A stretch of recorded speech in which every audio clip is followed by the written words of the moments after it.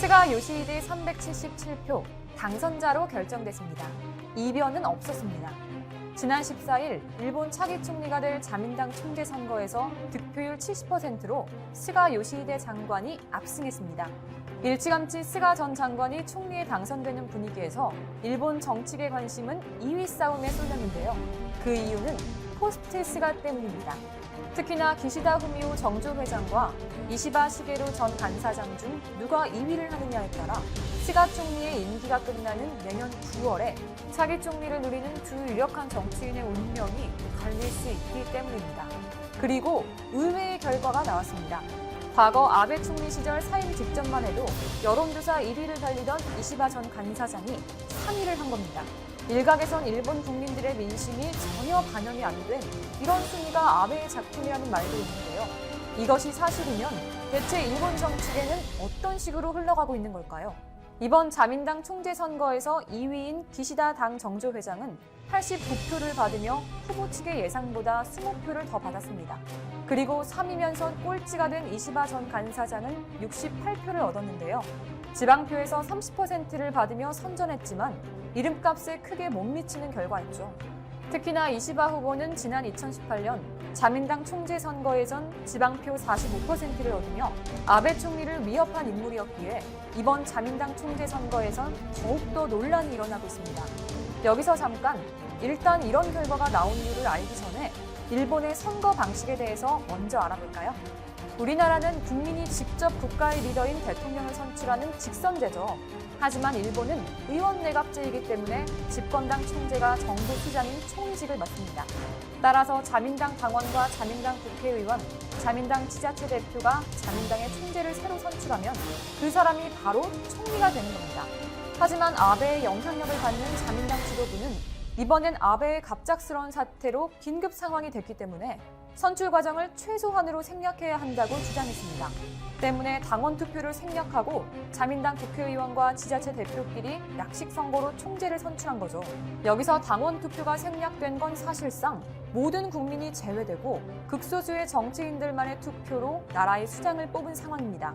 이렇게 이해할 수 없는 선거 방식에 이시바 전 간사장은 지난 30일 기자들과 만나 민주주의에 어긋나는 방식으로 총재를 선출해서는 안 된다며 당원 투표를 해야 한다고 밝혔고, 심지어 아소파 소속인 고노 관위상도 당원의 목소리도 반영해 결정하는 것이 중요하다고 말해 이번 자민당 총재 선거 방식이 이상하다는 것을 사실상 시인했죠.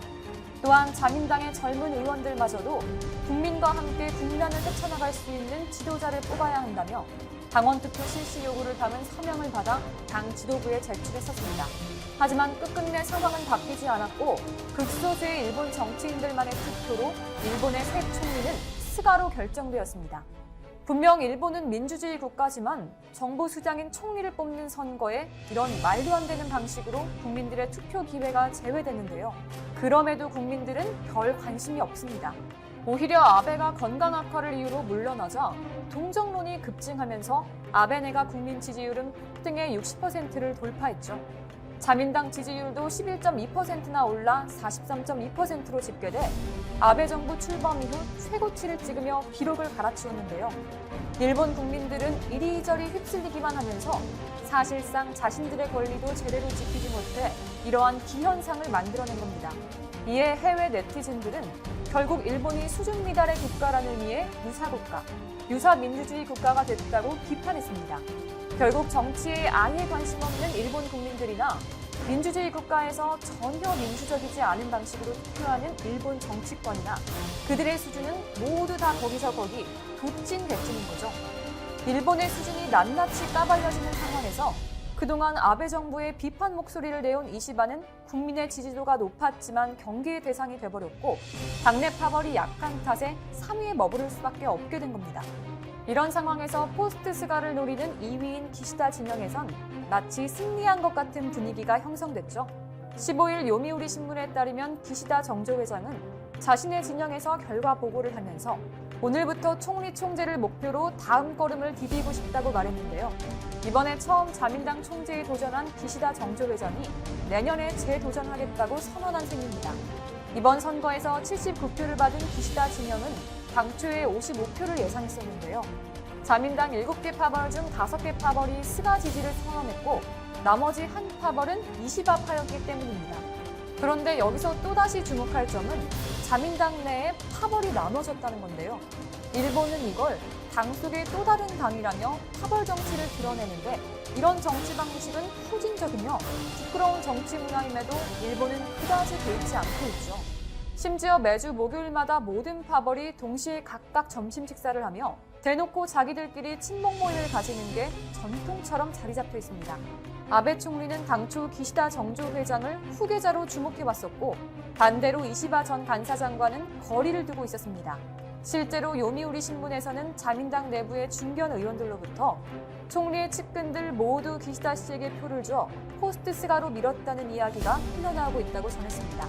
즉, 정적인 이시바 전 간사장이 2위를 한다면 포스트 스가 경쟁에서 유리한 고지를 차지할 텐데 이를 막기 위해 아베 총리가 측근 의원들을 움직였다는 겁니다. 한편 이시바 진영에선 이번에 4번째로 자민당 총재에 도전했지만 최하위인 3위에 그치며 낙담하는 분위기라고 합니다.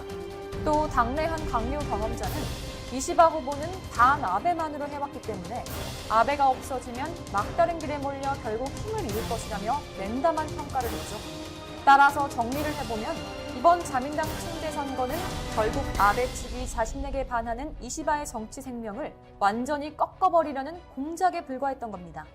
왜냐하면 2위인 기시다도 총리가 된 스가도 이시바와 다르게 모두 아베의 측근이기 때문이죠. 이를 두고 일각에선 그냥 아베가 자리에서만 물러났을 뿐 사실상 그 주류 세력 내에서 영향력을 행사하며 권력 돌려먹기 중이라고 얘기하는데요. 이미 일본 언론에서조차 아베와 스가를 합친 아베스라는 용어까지 나온 상황이죠. 심지어 스가는 아베의 친동생인 기시노부오를 중의원으로 가용하며 노골적으로 변화보다는 아베 정권의 계승과 정치적 안정을 택했습니다. 자민당 총재 당선 후 첫 기자회견에서 스가는 개혁을 입에 올리긴 했지만 그건 어디까지나 아베의 정책을 계승하는 데에만 무게중심이 맞춰져 있다는 것을 모두가 알고 있죠. 실제로 16일 출범한 스가 신내각만 봐도 얼마나 아베 정권을 그대로 이어받으려 했는지 그 의중이 바로 보입니다. 스가 신내각도 일본 우익의 본류인 일본 회의의 영향력이 그대로 유지되고 있는 것으로 나타났습니다. 스가 내각 강요 20명을 일본 회의 국회의원 간담회 명단과 비교해본 결과 무려 14명이 일본 회의 간담회 소속이었죠. 또 스가 총리 본인을 포함하면 21명 가운데 15명으로 늘어납니다. 이는 직전 아베 제4차 내각이 강요 20명 가운데 15명이 일본 회의 소속이었던 것과 비교하면 스가 내각에서도 일본 회의의 영향력이 거의 그대로 유지되고 있다고 볼 수 있죠. 그리고 스가 내각은 아베 내각 강요의 절반을 그대로 기용하면서 주요 정책을 이어받을 예정인데요. 특히 아베노믹스는 스가 총재가 직접 더욱 진전시키겠다고 한 만큼 스가노믹스에서도 이어질 가능성이 큽니다. 또 일본 은행과의 관계를 아베 내각 때처럼 유지하겠다고 밝히기도 했죠. 심지어 스가는 경제활동 회복을 코로나19 관리와 병행하겠다며 기업의 고용보호, 사업 지속성 등을 지원하기 위한 230조엔 규모의 경제정책을 신속하게 집행하겠다고 공언했습니다. 이는 아베노믹스의 세계의 화살축 중 하나인 재정지출 확대를 통한 경기 부양을 대표하는 정책이죠. 또 통화 완화와 관련해서도 일본 은행과의 관계는 아베 총리와 같이 진행할 것이라며 상황을 보고 필요하면 금융정책을 한층 더 강력히 추진하겠다고 밝혔습니다. 이 발언을 두고 시장에선 추가 완화를 염두에 두고 있는 것 아니냐는 말이 나왔는데요. 다만 전체적인 기류에선 아베 총리보다는 덜 완화적일 가능성도 있습니다. 니케이 아시안 리뷰에 따르면 스가의 경제참모 중에는 아베 정권 때의 혼다 에스로 교수와 같은 돈풀기 신봉론자가 없으며 오히려 재정 긴축에 더 공감하고 있다는 분석이 나오고 있죠. 이에 적극 재정이라는 기조를 유지하되 지출 개혁과 혼합된 보다 온건한 접근법을 취할 것이란 예측도 나오고 있습니다. 즉, 현재 코로나19로 인한 위기 상황인 만큼 당장은 경기 부양에 방점을 찍겠지만 경제 상황이 나아지기만 하면 재정 개혁에 나서겠다는 의도로도 해석되는 겁니다. 하지만 일본은 지난 8년간의 아베노믹스로 나라 빚이 빈덩이처럼 들고 일본은행의 통화정책 추가 카드도 마땅치 않죠.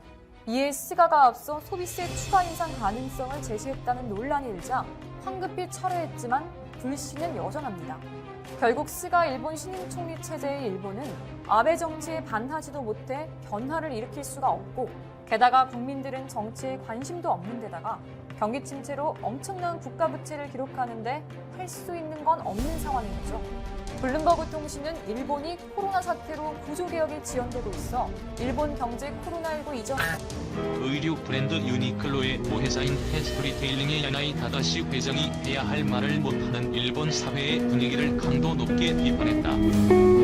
4일 니케이 비즈니스에 따르면 야나이 회장은 최근 인터뷰에서 기업과 개인들이 바른 말을 못하면 일본은 망할 것이다며 후손들 얘기가 아니라 바로 우리 세대 얘기라고 말했다. 그는 일본 정부는 코로나19 대응을 위해 제조업 공장의 비판과 산업보호 등을 추진 중이지만 이를 위한 실행 자금이 없다고 말하는 사람은 없다고 지적했다. 또한 국제관계도 마찬가지라며 일본은 중국과 공존해야 하고 미국과는 동맹국 관계를 유지해야 하지만 지나친 동조는 문제라고 주장했다.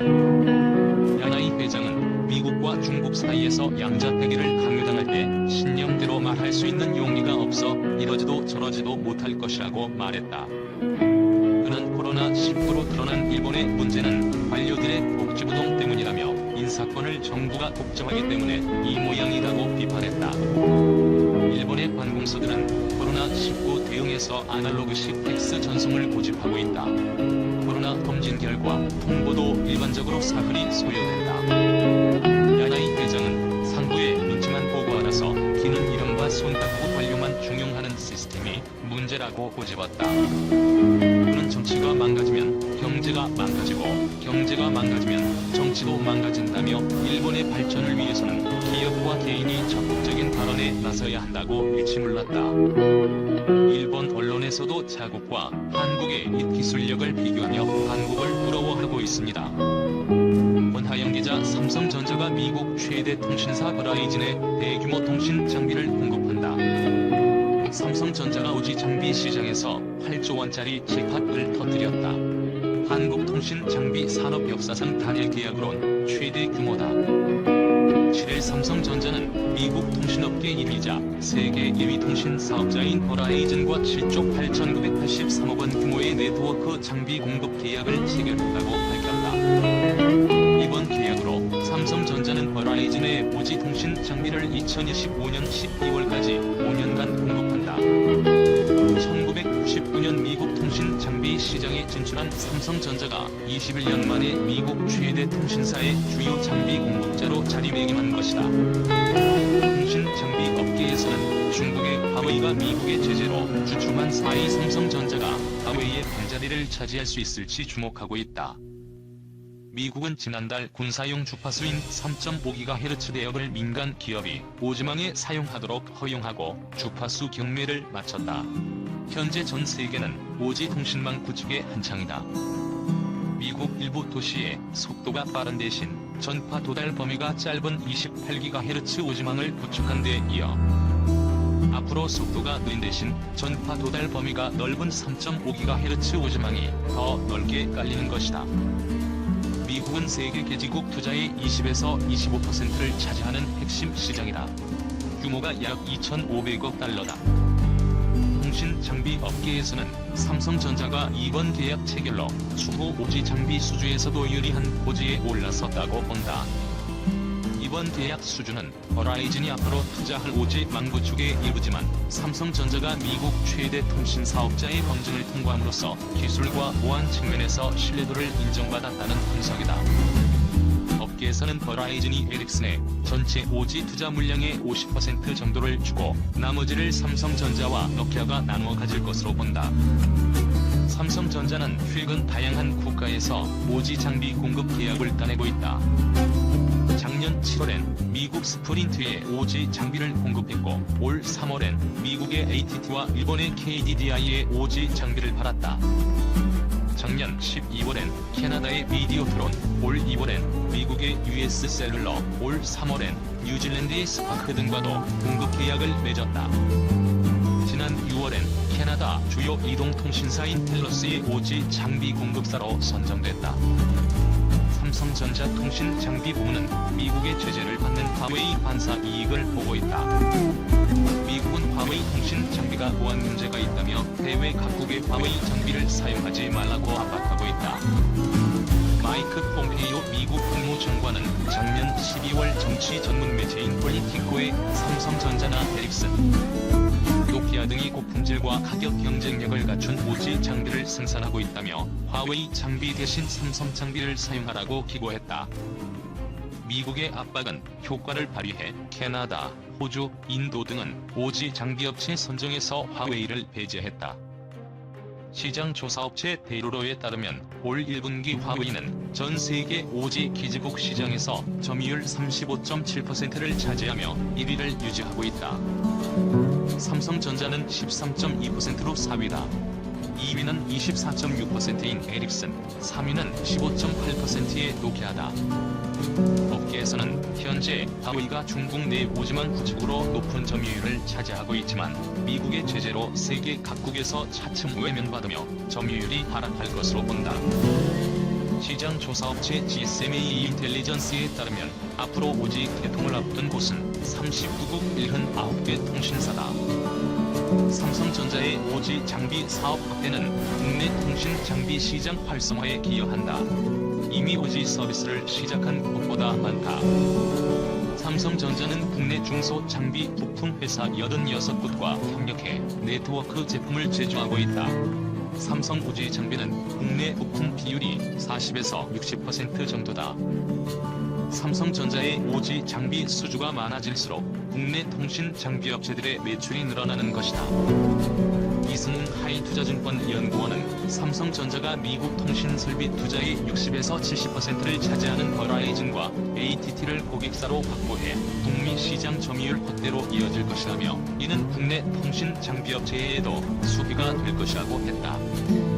게다가 LG 하반기 전략의 핵심으로 평가받고 있는 LG 윈도 해외에서 뜨거운 반응을 얻고 있습니다. 지난 23일 해외 입 전문 매체 안드로이드 어플리티에서는 LG의 새로운 스마트폰은 수행이 가능한 형태로 추천된다.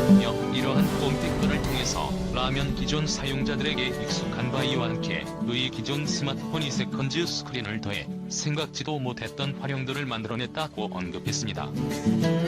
또 평소에는 메인 스크린으로 스마트폰의 모든 기능을 평소처럼 사용하다가 필요하면 스크린을 돌려 세컨드 스크린을 통해 추가 기능을 즐길 수 있어 기존의 멀티태스킹 방식을 완전히 다른 차원으로 끌어올릴 것으로 예상된다.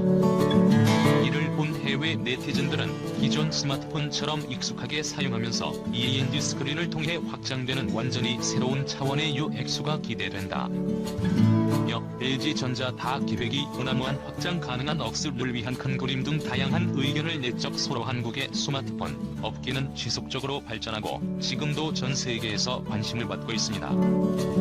여기서 끝이 아닙니다. 한국은 가전제품 전반에도 전 세계를 빼들고 이 추색을 대형 초고화질 TV는 이미 삼성과 LG 가장하겠고 전 세계에서 최고의 TV라는 평가를 받고 있습니다. 특히 삼성은 Q 및 EPD는 더 앞선 기술들을 선보이고 있는데 거기 훨씬 더 앞선 기술인 QN1이 패널까지 개발하고 있어 앞으로도 초고화질 TV 왕좌는 쭉 한국이 차지할 예정입니다.